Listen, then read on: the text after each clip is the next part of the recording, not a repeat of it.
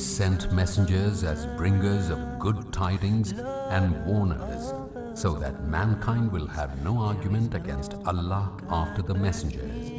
And ever is Allah exalted in might and wise.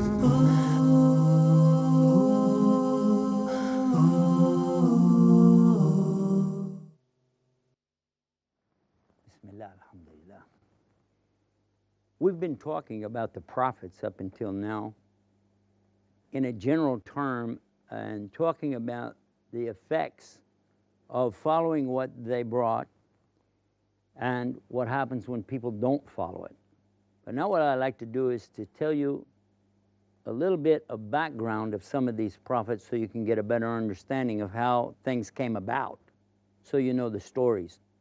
We talked about Adam and we talked about his wife, how they were created. We also talked about their children and what happened to them. Then after that we mentioned another child that came called Sheth, or Seth as they call him in English.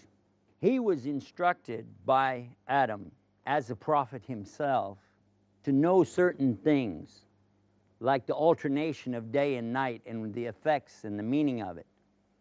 He also understood some of the prophecies of things to come. Even he knew about the great flood that would come one day when Noah came. After Seth, he had a son, and his name was Anush. Can you say that? Anush. Yeah. And then Kenan, Malhalabi.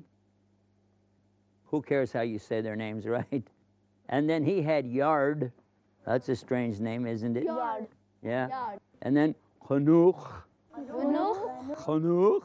Hanukh. I don't know what's a Hanukh, but we call him Enoch. And his name is also Idris. Now with Idris came the first time people really start to learn how to read or write and use letters in the basic language like we sort of understand today. And Allah inspired him so much. In fact, he had some really good sayings, some excellent sayings. Some of them reach us today. One of the things he said was, a person becomes very happy when they look at their good deeds to intercede for them with Allah. What does that mean? It means when you do good deeds, then these things are good in front of Allah and helps maybe offset the bad deeds. And by the way, the Prophet Muhammad, peace be upon him, told us essentially that. If you do a bad deed, follow it up with what? Good deed.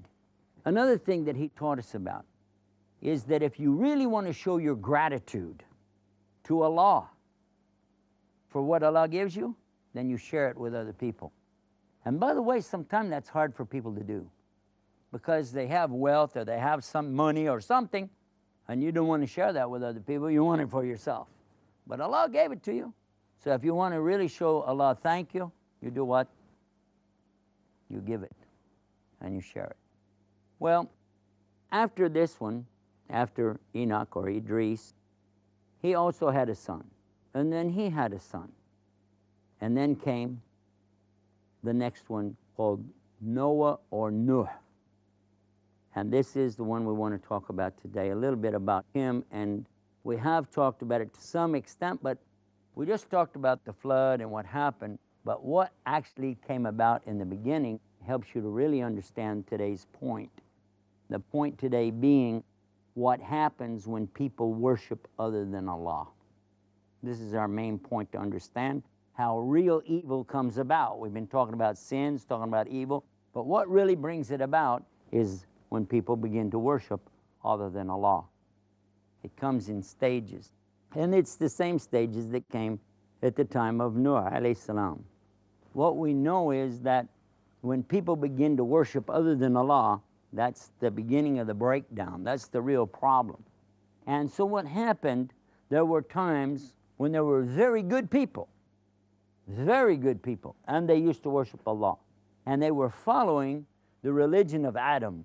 And when I say religion, I mean the way of Adam, what he did, what he taught, and what he was all about. La ilaha illallah, worshiping only Allah, and doing what Allah wants you to do. One of the people who at that time was very religious, his name was Wadan.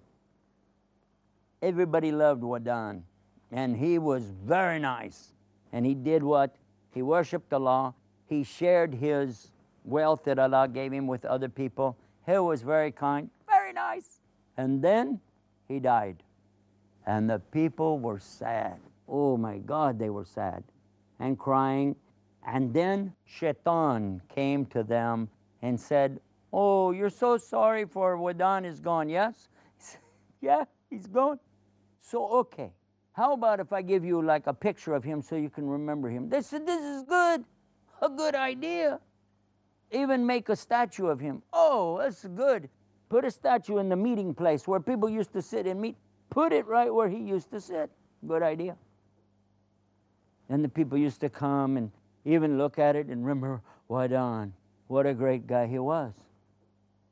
Then Shaitan came to him again and said, how about I put one picture or image of him in your house and in your house and in your house? Oh, good idea. So we'll remember him. We loved him so much. And they did. Now the people didn't pray to him and they didn't think he was Allah, but they did like those statues.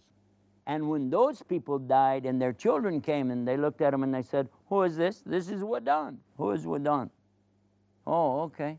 And they say, everybody seems to like this guy. So they start to ask. They're asking the statue for something. And their children did the same. And they began to believe, if I need anything, I can ask Wadan, the statue, for what do I need? Will it work? No. If they get it, it was really coming from Allah. If they didn't get it, it was still because of Allah. But they forgot about Allah and they started thinking about these statues. And it wasn't just Wadan. There was another one that they thought had power, another one that they thought had wisdom, and another, and another. And all of these used to be people, and they died, and then they made the image or statue of those people. The people became far away from the right way because they were practicing something wrong. And we know it's not logical to ask from a rock or a stick or a stone. We already said that. This doesn't fit in your thinking, does it? It's wrong. So it's a lie. And it always starts the same way. Watch what happens. Remember the story we talked about when the children of Adam, they were upset. What happened? Because one of them, he doesn't want to obey his parents. Yeah? He didn't. He was disobedient to his parents. Marry this girl. He said, no, I want to marry this one. Remember? And then when Allah made it clear which one of them was right, which of the two boys, he still disobeyed. First he disobeyed his parents, then he disobeyed Allah. Then what did he do? He became angry and he killed his own brother. You're right. And this is horrible, yeah? But you see how it comes? It starts with lies. It starts with envy. Oh, he wanted what his brother had. Oh, I want that for me. So all of this adds up, and it adds up. And the people of the time of Noah were really bad. Really, really bad. And they used to want everything for themselves. And a few of them, they became rich, powerful, and wealthy. But most of the people were poor, and they had nothing. So when Noah alayhi salam came, Allah inspired him and let him understand the religion of Adam, the way of doing what Allah wants you to do. So he was very smart, by the way, high intellect. And he could argue with people in a good way. And he understood how to show them the signs of Allah in the day. And what comes in the day is the sun. And what happens in the day? Things grow. It becomes warm. And this is the time for activity. Now what happens in the alternation, though, of the night? In the nighttime, what happens? It's cool, quiet, and dark. And what happens then? You can look up or relax and think and look at the stars. Oh, we know our direction now by these stars. And we know the times of the seasons by the position of the moon and the shape of the moon. And we can tell even what day it is by the moon, yeah? So the people understood a lot from these signs. And he said, these are signs from Allah. This is from Allah, not from these statues that you guys have. And then he met with all of the gathering of the people and he said, guys, check this out. Listen up. Here's what I have for you. And he began to talk, very high intellectual, explaining things to them, proving things. And they were like, huh? They were shocked because they hadn't heard something like this before. These statues can't benefit you. There's no benefit here. Do you need something? You ask Allah. Plant stuff in the ground, let it grow out. Ask Allah to give you water. Can these statues make water rain here? No, but Allah can, because He created everything. They're like, yeah, well, They were pretty shocked. Now, what happened right away, the poor people, the downtrodden, they began to think, yeah, this makes sense. And they began to believe, and they began to follow Noah, alayhi salam. But the wealthy people, the powerful people of the community, they said, no, we don't believe that. And besides, you're no angel. You don't come to us and tell us anything. Noah alayhi salam said, okay, check it out. Did I tell you I'm an angel? I'm a human like you. I'm no different than you, except Allah inspired me what to say. I'm just showing you signs of Allah. They said, yeah, but you got all these losers, man. You got all these poor dudes with you. And to be honest about it, if you want us in your religion, you need to kick these guys out. And then we'll talk about it, because the rich and the powerful can't be in the same religion with the losers and the boozers. Let them go. SubhanAllah, look at this. And what did Noah alayhi salam tell him? He said, no way. No way. I'm not going to drive away the believers. It's not for me to do that.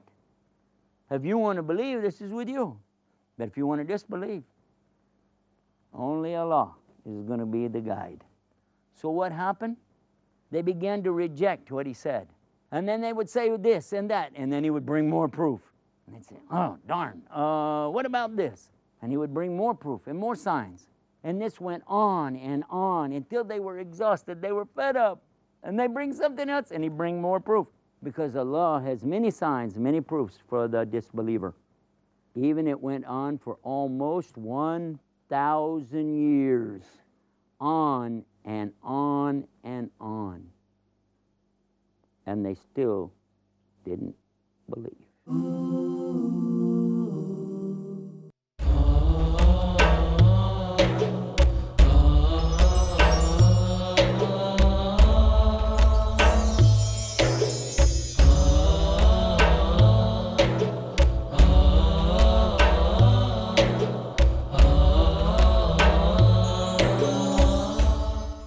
इंसाफ, इंसानियत और ईमानदारी। मशहूर थी जिनकी सदाकत और ईमानदारी, सखावत और इनकिसारी। जरूरी है जिनकी फरमाबरदारी, जो थे अल्लाह के महबूब, जानिए उनको जिन्हें कुरान ने कहा रहमतुल लिल आलमीन। शेख रज़ाउल्लाह अब्दुल करीम। देखिए हमारा प्रोग्राम फ़ज़ाइले सैयदुल मुरसलीन। फ़ज़ाइले सैयदुल मुरसलीन हर पीर शाम 5:30 बजे और दोबारा सुबह 5:30 बजे इंडिया में पीस टीवी उर्दू पर।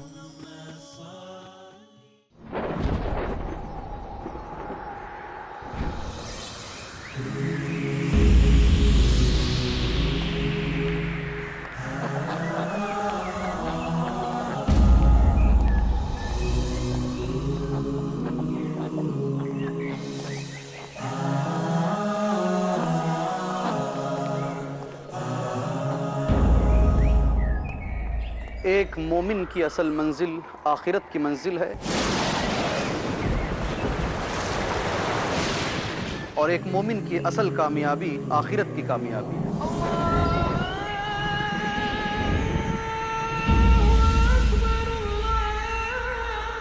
محترم ناظرین، میں آپ کا دینی بھائی حافظ عبد القدیر عمری کسی کو سمجھانے کے لیے پروگرام لے کر کے آ رہا ہوں، فکر آخرت۔ کیجئے اپنے ہر عمل سے اللہ کو راضی تاکہ حاصل ہو جنت۔ دیکھیے یوم آخرت ہر بدھ رات 8:30 بجے اور دوبارہ دوپہر 12:30 بجے انڈیا میں پیس ٹی وی اردو پر۔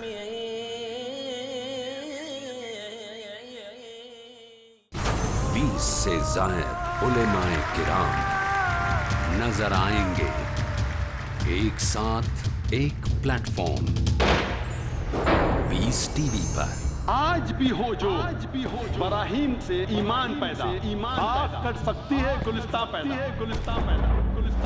जिनका मकसद, जिनकी कोशिश कि अल्लाह के बंदों तक अल्लाह का पैगाम पहुंचाया जाए। इसी से दुनिया में अमन अमान कायम हो सकता है। ऐसे ही लोगों के लिए अमन सलामती और शांति, और ये लोग हिदायत पर हैं। हिदायत और नजात की राह बताना। क्या रसूल की नसीहत, क्या रसूल की वसीयत। इस्लाम सारी दुनिया के अंदर अमन और चैन कायम करने के लिए आया है। उसके मुताबिक हम अपनी जिंदगी को बनाएं कि मुसलमानों तुम जन्नत में दाखिल नहीं हो सकते जब तक ईमान वाले न हो जाओ। हक और इंसाफ की राह पर लाना। हमारी परेशानियों का इलाज कुरान और सुन्नत है, जो अल्लाह ताला का पैगाम है। इबादत इतनी आसान दुनिया के किसी मजहब में नहीं।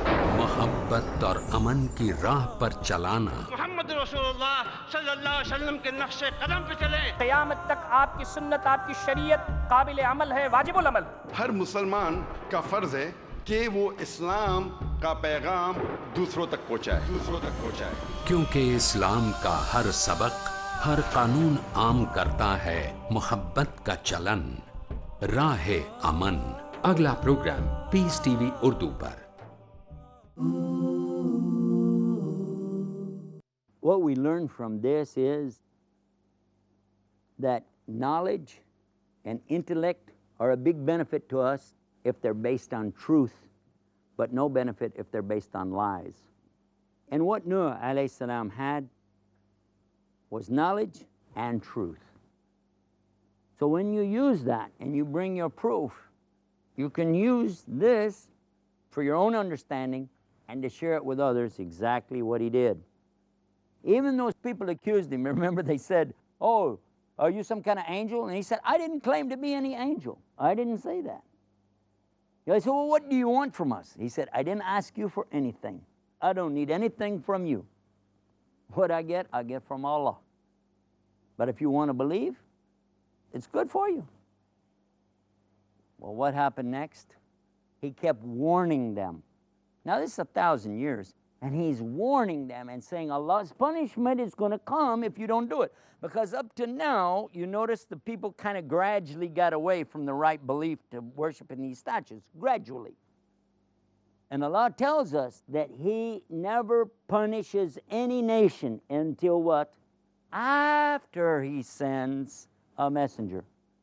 And this is their messenger.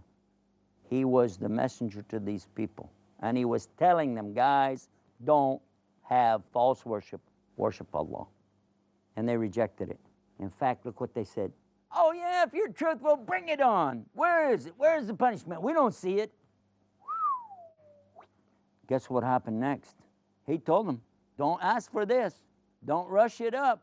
Because when it comes, when it starts, it's too late. And I can't help you then. No benefit then. And this is even true even today. You have to remember that when you start seeing it, the end come, it's too late. When somebody's about to die, it's too late then to believe. The time to believe, as soon as you get the message in your head, accept it. Well, they kept asking him, teasing him, make fun of him, ha ha ha. Then Allah inspired him to do what? You remember the story? Because He was telling them there's going to be this great flood. And they're like, we got a drought. We don't even have enough water to take care of our plants. Oh yeah, sometimes we get a little water. But when they did, by the way, they weren't thankful to Allah. And then that goes away. And sometimes we get some fruit or crops, but that goes away. We keep having all these problems, and water'd be great to have, and you're telling us it's going to be a flood. Ha, ha, ha. Bring it on. Bring it on. Then Noah alayhi salam started to build the ship, the big boat, huge boat. We talked about it. It got really big, and the people really laughed. They were like, who would go with this guy? And look at those poor people, the losers. Hello, I'm not going with them. No. Because they thought they were going to get in the boat and just sit there and nothing's going to happen. And then an amazing thing, Allah inspired Noah alayhi salam to go get what? Animals. 2 by 2 by 2. So he started bringing the animals in, and they're going, okay, that's it. He lost it. Taking animals into the big boat, and there's no water. But some people believed, and they went with him, and they helped, put the animals in. Must have been hard, huh? Can you imagine what that was like? with all the animals in there. Must have smelled pretty strong too, huh? But they did it. They got everything in there, and then it started. A little bit of rain, a little bit more. And he told them, see? They said, ah. Then some more rain. And then it started coming water from underneath. He said, look. And they said, don't worry. Even he told his son, you remember? And his son said, don't worry, I'll just go up the mountain. He said, it's going to go up the mountain too. He said, I'll go higher. I'm not going to go with you guys. His son and his wife didn't believe. They wouldn't go in the ship. But the others did, and they went in and sealed it up. And as you know, the rain came, and the water gushed, and it came more and more and more until the ship lifted up and went up, until the water began to go way up the mountains. And this is amazing. That's a lot of water. We're not talking about leaving the bathtub overflow. We're talking serious water, huge flood. And then what happened? Covered the mountains. Once it covered the top of the mountains, there was no place for the people, was there? So they all drowned except for the people in the ship with Noah. As we know, that was a long time that the water came down, and a very long time that they were out in the water in the ocean. Nobody even can tell you exactly how long, but it was very long. It was after Noah alayhi salam released some birds. He released them. They might come back with nothing. But then he released some birds, and they came back with something, and he said, aha, because you came back with this branch, this thing, I know that must be some land somewhere now. Then he released some birds. They never came back at all. He said, okay, that we're getting close. Then Allah made the ship stop on where? Mount Judy. We talked about that. Some people think that's where Kurdistan is today, don't they? So what do we learn from the subject? We learn that knowledge based on truth is a good way to have the right beliefs. One of the things that these prophets taught, Idris and Noah alayhi salam, they taught people about justice, how to be fair. They taught people about salah. What is salah? Salah is when you stand and worship Allah and you bow down on the ground. You put your head down on the ground and thank Allah for all the things that He's given you. And they taught the people about fasting. Even if you're wealthy, you have money, you have everything. Why should I fast? I have food. Why should I not eat? But this is when you let your brain overcome your desires. My body said, eat. But my brain said, no, don't. Instead, give your food to somebody else today. And this was teaching people how to share. So that instead of me eating today, I'm going to find a poor person and say, you eat today. And this is what it was talking about. When Allah gives you something, you show gratitude to Allah by sharing it with the other people. And this shows what? Gratitude. It's like saying big thank you to Allah when you take care of the people. A very good lesson from there. Also, there's something they taught called zakah. Zakah means to purify. You purify with zakah. And it means to purify your money, your wealth. And even Idris was telling the people about this. And even Nuh alayhi salam was telling people about this. Take some of what you have every year. Take a certain amount and give it to the poor. Give it to them. And what will happen? Allah will be pleased with you because you shared what Allah gave you.